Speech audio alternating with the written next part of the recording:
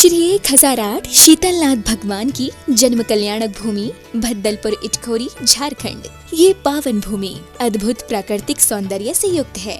एक तरफ कल कल बहती हुई नदी तो दूसरी ओर भगवान श्री शीतलनाथ की तपोभूमि कोलुआ पहाड़ का अद्भुत प्राकृतिक सौंदर्य देखते ही बनता है। प्राचीनतम अस्तित्व के साथ स्थापित इस धरा पर श्री शीतलनाथ भगवान की रमणीय प्रतिमा विराजमान है। मूल नायक श्री भगवान 1008 शीतलनाथ के दर्शन से सभी की मनोकामनाएं पूरी होती हैं। इस अतिशयकारी प्रतिमा को गढ़नी प्रमुख आरिका श्री ज्ञानमती माता जी के मंगलाशीष एवं प्रेरणा से इटखोरी में स्थापित किया गया। यह अवधारणा है कि हजारों वर्षों पूर्व इस धरा पर भव्य मंदिर था। समय समय पर हुई खुदाई में कुछ अवशेष भी प्राप्त हुए हैं, जो कि वर्तमान में संग्रहालय में सरकार की देखरेख में संरक्षित है। इस संग्रहालय में लगभग 2000 वर्ष प्राचीन सहस्त्रकूट जिनालय भी स्थापित है। 10वें नंबर के तीर्थंकर शीतलनाथ हुए। अगर आपको शीतलता चाहते हो, शीतलता की कामना है, अपने जीवन को शीतल बनाना चाहते हो, संसार ताप को मिटाना चाहते हो, तो शीतलनाथ भगवान की जरूर जरूर पूजा अर्चना जाप और पाठ करना चाहिए। शीतलनाथ भगवान तीर्थंकर परंपरा में 10वें तीर्थंकर हैं। उनकी जन्मभूमि भद्दलपुर इटखोरी। हमें प्रसन्नता है कि उसके हमारे सुरेश जी जैन झांझरी जो उसके महामंत्री हैं और रविंद्र कीर्ति जी अध्यक्ष हैं, उसका विकास हो रहा है। उसमें विशाल पद्मासन प्रतिमा भगवान शीतलनाथ की विराजमान होंगी, जो कमल सहित 11 फुट से भी बड़ी है। हमें बड़ी प्रसन्नता है और शीतलनाथ भगवान का दर्शन करके भव्यजन आनंद का अनुभव करें। ये धरा 3 धर्मों का संगम स्थल है। वर्तमान में इस पावन धरा पर अति सुंदर कमल मंदिर निर्माणाधीन है। इस मंदिर में भगवान शीतलनाथ स्वामी की विशाल प्रतिमा विराजमान होगी। यही प्रतिमा मंदिर में प्रतिस्थापित होकर भक्तों के कल्याण का स्रोत बनेगी।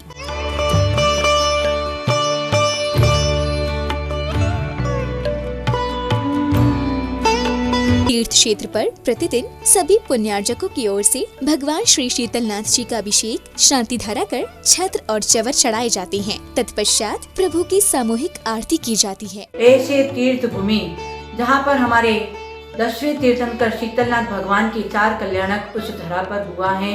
उस धरा, ये शीतलनाथ भगवान की धरा जहाँ 4 कल्याणक हुए हैं, ऐसे शीतलनाथ भगवान की भक्ति शीतलता देती है। स्वाति बूंद शीत में मोती बना देती है। समर्पण और श्रद्धा से भक्ति सदा करना, 4 कल्याणक की धरा को स्वर्ग बना देना। हम सब भक्तजन तन मन धन से इस धरा को स्वर्ग बनाए। आए हमारे स्वामी जी रविंद्र कीर्ति जी एवं हमारे कर्मठ कार्यकर्ता सुरेश झांझरी, जो विशेष इटखोरी भद्दलपुरी के इस धारा को स्वर्ग बनाने में बिल्कुल अपने सहयोगी बने हुए हैं। तो आप लोग भी इनके साथ में कंधे से कंधा मिला करके आरिका ज्ञानमती माता जी का मंगल आशीर्वाद के साथ में और आचार्य श्री शंभो सागर जी गुरुदेव के मंगल आशीर्वाद के साथ में मैं पुनीत चैतन्यमती माता जी सबसे यही प्रार्थना करती हूँ और निवेदन करती हूँ कि इस धरा को अपने सब मिल करके स्वर्ग बनाना है। 4 कल्याणक जहाँ पर हुआ है, इस तीर्थ को जैन दर्शन में तीर्थ भी हैं और तीर्थंकर भी हैं। ऐसे तीर्थ का आश्रय लेकर हम सब भक्तजन अपने सम्यक दर्शन का मार्ग प्रशस्त करें और अपनी पतित आत्मा को पावन बनाएं। ऐसे शुभ मंगल भावनाओं के साथ में सभी भक्तजनों को मंगल शुभ आशीर्वाद।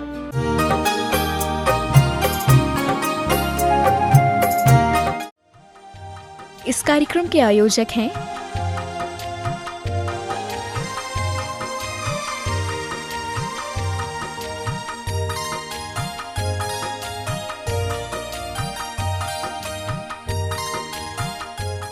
एम अरहम बम बम बम बम हम हम शम शम तम तम पम पम झम झम झिम झिम श्रीम श्रीम द्राम द्राम द्रीम द्रीम द्रवय द्रवय ओम नमो अर्हते भगवते श्रीमते पवित्र जलेन जलाभिषेकम करोमि स्वाहा। ओम नमः सिद्धेभ्यः श्रीवित्रागाय नमः। नमो रियंत्रणम, नमो सिद्धाणम, नमो ऐर्याणम, नमो उच्चैणम, नमो लोहितपिस्तावणम। ओम ह्रीं श्रीनादि मूलमंत्रेभ्यो नमः सर्वशांतिं तुष्टिं पुष्टिं च कुरु कुरु। ओम नमो रते भगवते प्रक्षिणाशिष्टोष्कल्मषाय दिव्यतेजो मूर्ति नमः। श्री शांतिनाथाय शांतिकराय सर्वविघ्न प्रणाशनाय सर्वरोगापमृत्यु विनाशनाय सर्वकच्छद्रोपद्रव विनाशनाय सर्वक्षाम डामर विनाशनाय ओम राम ह्रीं रोम रस्यवसा नमः सर्वशांतिं तुष्टिं पुष्टिं च कुरु कुरु। ओम होम चोम पट्ट क्रीटिं क्रीटिं घाते घाते प्रविघ्नानि स्फोटे स्फोटे से खंडान कुरु कुरु प्रमुद्रां छिंचेन्दे प्रबंतान बिंबिंदे छ ओम पट्ट सर्वशांतिं कुरु कुरु। ओम ह्रीं श्रीं क्लीं नमस्यावसानात् विद्येण मूर्यन्ताणं हरं सर्वशांतिं तुष्टिं पुष्टिं च कुरु कुरु। तव भक्ति प्रसादात् लक्ष्मीपुर राजकीय पदभिष्टुपद्रव दारिद्रोद्भवोपद्रव सूचक प्रचक्रोद्भवोपद्रव प्रचंड पवनाल जलोद्भवोपद्रव शाकिनी डाकिनी भूतप्रसाद कृतोपद्रव दुर्भिक्ष व्यापार विद्धि हेतुपद्रवाणं विनाशनं भवतु। अस्माकं शांतिधारा कर्ता परिवारस्य झूमरीतलय कुडरमा निवासी श्रीमती नेमी देवी झांझरी सुरेश प्रेम नरेंद्र वीणा समस्त झांझरी सपरिवार रफीगंज निवासी श्री शांतिलाल जी काला पवन पुष्पा विनोद प्रेम सपरिवार चेन्नई बेंगलोर श्रीखंड निवासी श्रीमती कमला देवी धागड़ा पदमचंद शांति देवी महेंद्र कुमार अंजना देवी सपरिवार कलकत्ता निवासी श्री तुषार पांड्या प्रीति पांड्या अशोक अमिता पांड्या सपरिवार झूमरीतलया निवासी श्रीमती रत्नी देवी विनोद ललिता गंगवाल सपरिवार नवादा निवासी श्री गट्टू जी गंगवाल सपरिवार झूमरीतलया निवासी श्री कमल सोना जी सेठी सपरिवार साईबाड़ निवासी श्री शिखरचंद जी कुसुम देवी जैन कासलीवाल सपरिवार बेंगलोर निवासी श्रीमती प्रभा गदिया सुमित नमित सपरिवार कोलकाता निवासी गुप्त दानदातार सपरिवार एवं श्री जय कुमार जी गंगवाल त्रिशला देवी गंगवाल गिरिडीह वाले की शादी की सालगिरह के शुभ अवसर पर एवं झूमरीतलया कुडरमा निवासी श्री सुशील जी छाबड़ा के जन्मदिन के शुभ अवसर पर समस्त परिवार से सकल दिगंबर जैन समाज से देखने वाले सुनने वाले सभी के सुख शांति समृद्धि आरोग्यता की कामना हेतु श्री शांति रस्तो ओम ह्रीं रमण संपूर्ण कल्याण मंगल मोक्ष पुरुषार्थ भवतो लोके कल्याण भवतो शंपूजिकानां प्रतिपालकानां यतीन्द्र सामान्य तपोधनानां देशस्य राष्ट्रस्य पुरस्ते राज्ञा करोतु शांतिं भगवज्जिनेन्द्र करोतु शांतिं भगवज्जिनेन्द्र। ओम ह्रीं अष्टप्रहतिहार मध्ये श्री शीतलनाथ भगवान के श्री चरणों में छत्रम समर्पयामि स्वाहा। ओम ह्रीं अष्टप्रहतिहार मध्ये श्री शीतलनाथ भगवान के श्री चरणों में 64 चमट ढुरियामि स्वाहा। प्यारी प्यारी भव्यात्माओं, इटखोरी भद्दलपुर वाले बाबा शीतलनाथ भगवान से मैं यही प्रार्थना करता हूँ, हे प्रभु हमारे पंचम काल में सारे बच्चे ज्ञानवान बने, बुद्धिमान बने, धार्मिक बने, धर्म तीर्थ की रक्षार्थ अपने 24 घंटे में थोड़ा सा समय दान देने वाले बने। यह 6 नंबर काव्य बुद्धि की वृद्धि के लिए, गर्भ संस्कार के लिए है, क्योंकि 6 नंबर में 6 इस तरीके से बनता है और यह गर्भ संस्कार का सबसे प्रभावशाली काव्य है। यदि कोई गर्भवती माँ हो उस समय यह 6 नंबर काव्य को नाभि पर हाथ रख करके पढ़े तो उनके गर्भ से संस्कारी, ज्ञानवान, बुद्धिमान बच्चा पैदा हो सकता है। तो पहले हम 6 नंबर काव्य की आराधना आपके बीच में करते हैं। इस पाठ को पूरे मनोभाव के साथ सुनिए, आपके बच्चे भी सुने।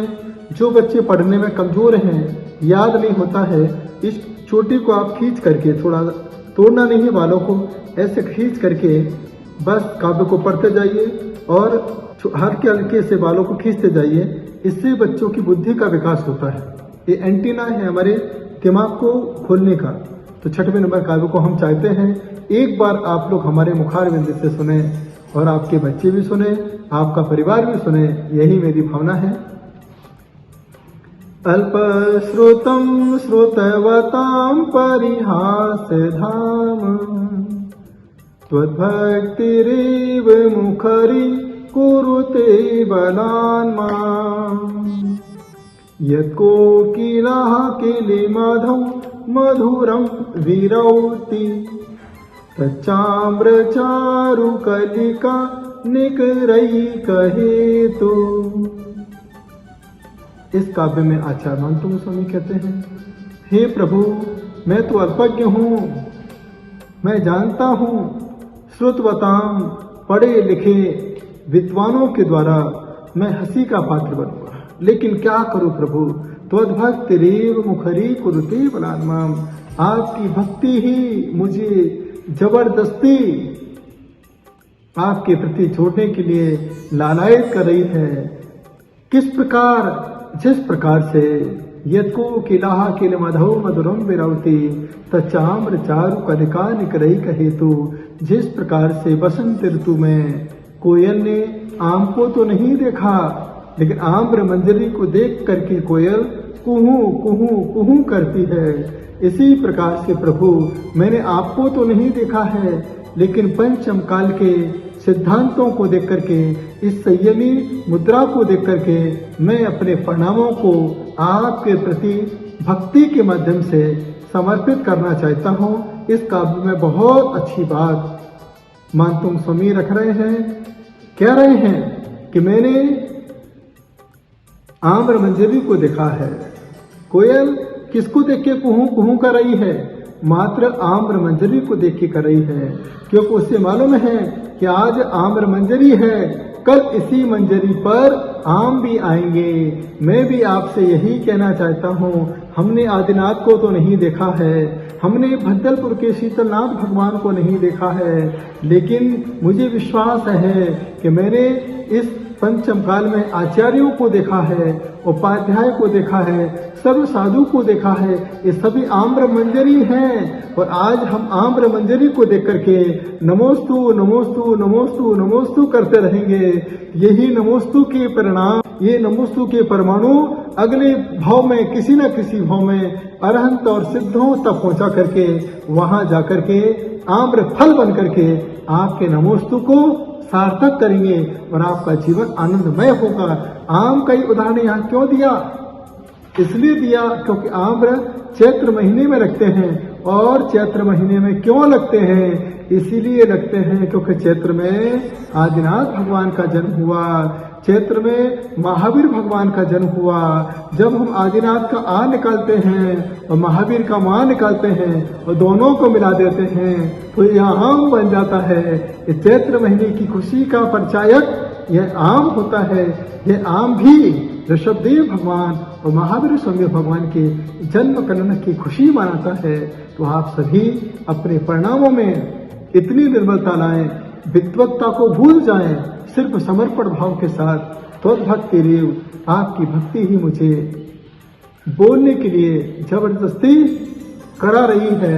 और यह भाव आचार्य मानतुंग स्वामी ने इस काव्य के माध्यम से रखे हैं। जो बच्चे याद नहीं करते हैं, याद नहीं हो रहा है, पढ़ने में जिनका मन नहीं लग रहा है, तो मैंने कहा बस उनके बालों को खींच करके इस तरीके से काव्य पाठ सुनाएं, रात को सोते समय इनके कान में सुनाएं, और जब बच्चे खेलने जाएं उस समय आप छठवें काव्य को सुनाएं। और इसके बाद जब बच्चे में एनर्जी लेवल कम है, थक जाता है, तो दोनों हाथों को पीछा करके जैसे विश्राम मुद्रा में हाथ को सिर को झुका करके, जितना झुक सकता है सिर को जमीन से लगा करके इस काव्य की आराधना करता है तो नियम से बच्चों की बुद्धि का विकास होता है। क्योंकि आज बच्चों को सिर्फ गुड मॉर्निंग, गुड इवनिंग, नमस्ते करना आता है। मैं चाहता हूं कि आप अपने बच्चों को नमोस्तु करना सिखाएं। जब तुम्हारे बच्चे नमोस्तु करना सीख जाएंगे तो कल यही बच्चे मस्त होना सीख जाएंगे, आनंदित और प्रसन्नचित्त होना सीख जाएंगे। तो आज यह है छठवें नंबर काव्य की हमने यहाँ पर आराधना की है। छोटा सा मंत्र है, इस मंत्र के लिए आप लोग साधना करेंगे। ओम ह्रीं अरहं नमो कोट बुद्धिडम ध्रोम ध्रोम नमः। इस मंत्र की भी साधना करके अपने बुद्धि का विकास करें। जीवन में गद्दी तो मिल सकते हैं विरासत में, लेकिन बुद्धि के लिए हमें परमात्मा के चरणों में समर्पित होना पड़ेगा। यही आप लोगों से मैं प्रार्थना और के साथ आशीर्वाद प्रदान करता हूँ। इस कार्यक्रम के पुण्यार्चक थे